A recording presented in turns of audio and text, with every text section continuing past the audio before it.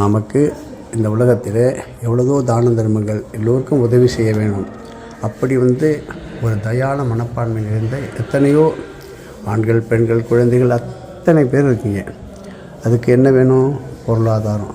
எடுக்க எடுக்க கொடுக்க கொடுக்க கொட்டிக்கிட்டே இருக்கணும். கண்டிப்பாக வேணும். அதுக்கு இந்த ஸ்ரீவில்லிபுத்தூர் வைத்தியநாத சுவாமி ஆலயத்திலே வடக்கு பெருமாக நீங்கள் வலம் வரும்பொழுது கஜலட்சுமி என்று போட்டிருப்பார்கள். 2 யானைகள் இருக்கும். ஆனால் சேவை லட்சுமி, நீங்கள் கொடுக்க கொடுக்க கொட்டின்றே இருக்கின்ற அற்புதமான மகாலட்சுமி. சேவை மனப்பான்மை உள்ளவர்கள் இல்லாதவர்களும் இந்த லட்சுமியை வணங்கும்போது அந்த எண்ணமும் வந்துவிடும். கொடுத்துட்டோமே அப்படின்னு நினைக்க வேண்டாம்.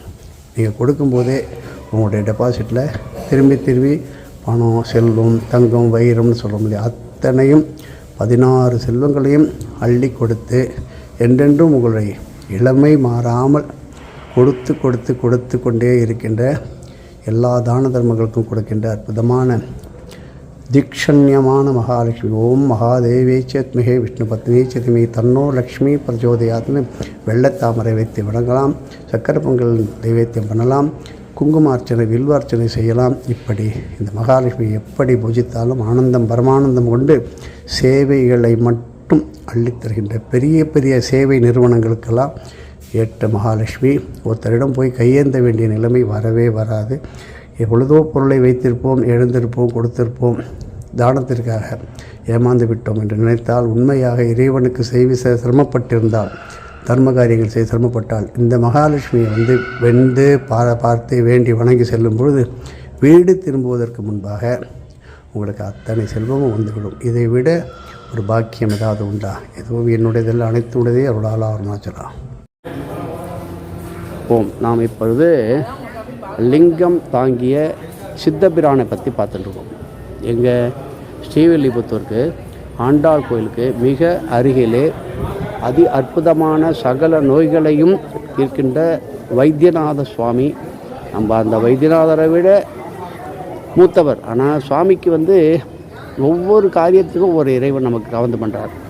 இப்படி ஆதிமூல வைத்தியநாதராக இருந்து இந்த லிங்கம் தாங்கிய சித்தர்னு நம்ம பார்க்குறோம். தூணில் பல கோடி மகான்களை நமக்காக அந்த காலத்தில் வச்சுருக்காங்க. நம்மளாம் கருவறைக்கு போக முடியுமா? கர்ப்பகிரகத்துக்கு போக முடியுமா? எதிர்காலத்தில் இப்படியெல்லாம் வரக்கூடாதுங்கிறதுக்காக தூண்களினுடைய ரகசியம், மகிமை பற்றி நமது வாத்தியார் நிறைய சொல்லியிருக்காரு. இன்றைக்கி நம்ம பார்த்துட்டு இருக்கிறது இந்த லிங்கம் தாங்கிய சித்தரை பற்றி.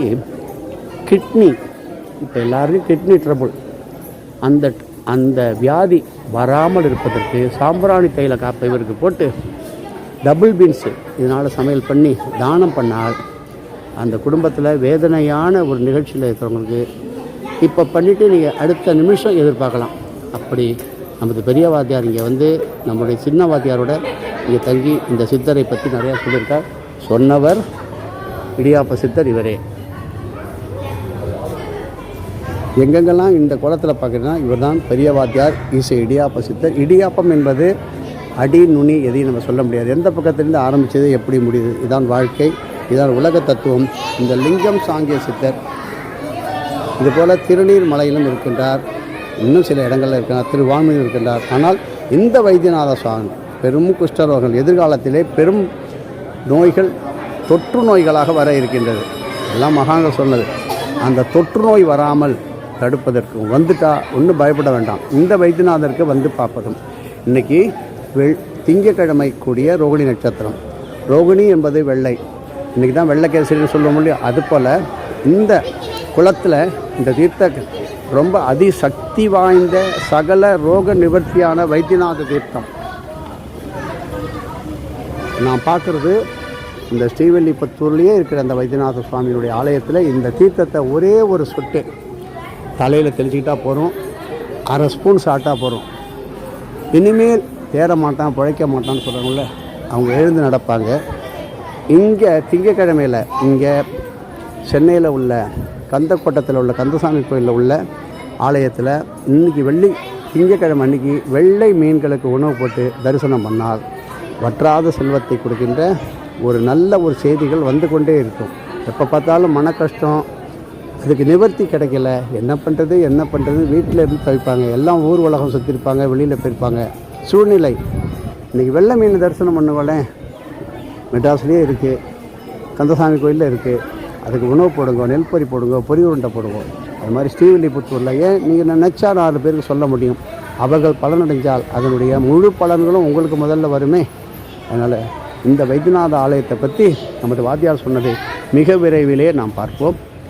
எதுவும் என்னுடையது அல்ல, அனைத்து உடையவர்களாக செவி சாய்த்து நாம் சொல்லுகின்ற நம்முடைய பிரார்த்தனைகளை, நமது குறைகளை, வேண்டுதலை, நமக்கு செய்ய வேண்டிய அத்தனையும் காது கொடுத்து உடனே கேட்டு நமக்கு உடனே நல்கதியை, நல்வழியை அள்ளி கொடுக்கின்றவர் இங்கே ஸ்ரீவில்லிபுத்தூர் வைத்தியநாத சுவாமியுடைய ஆலயத்திலே கன்னிமூலை கணபதியாக இருந்து இங்கு செவிசாய்த்த விநாயகர் நான் சொல்கிறதெல்லாம் கேட்டு நமக்கு அப்படியே ஆகட்டும், வரம் தருகிறேன் என்று கொடுக்கின்ற அற்புதமான செவிசாய்த்த விநாயகர். இந்த கோயிலில் தான் 5 முகத்துடன் ஹேரம்ப ஸ்வர்ண ஹேரம்ப மத்தமோதித என்று சொல்லப்படுகிற ஸ்வர்ண ஹேரம்ப லக்ஷ்மி கணபதியை இங்கே 5 முகங்களுடன் தரிசனம் செய்தார். தற்போது இங்கே கோயில் திருப்பணியான பாலாலயம் நடந்து கொண்டிருப்பது. எதிர்காலத்திலே மிக விரைவிலே இங்கே கும்பாபிஷேகம் நடைபெற இருப்பதால் எல்லோரும் திருக்கோயிலுக்கு தேவையான உதவிகளை செய்வதும் பெரும் புண்ணியத்தில்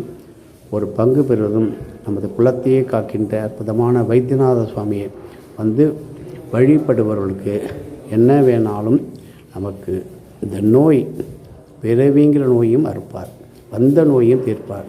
பல கோடி வியாதிகள் வர இருக்கின்ற எதிர்காலத்திற்கு அதை தடுக்கிற சக்தியை கொடுக்கின்ற அற்புதமான சிவகாமி அம்பாள் வைத்தியநாதரை வணங்கும்போது எல்லா காரியங்களிலும் வெற்றிக்கு மேல் வெற்றி கிடைக்கும்.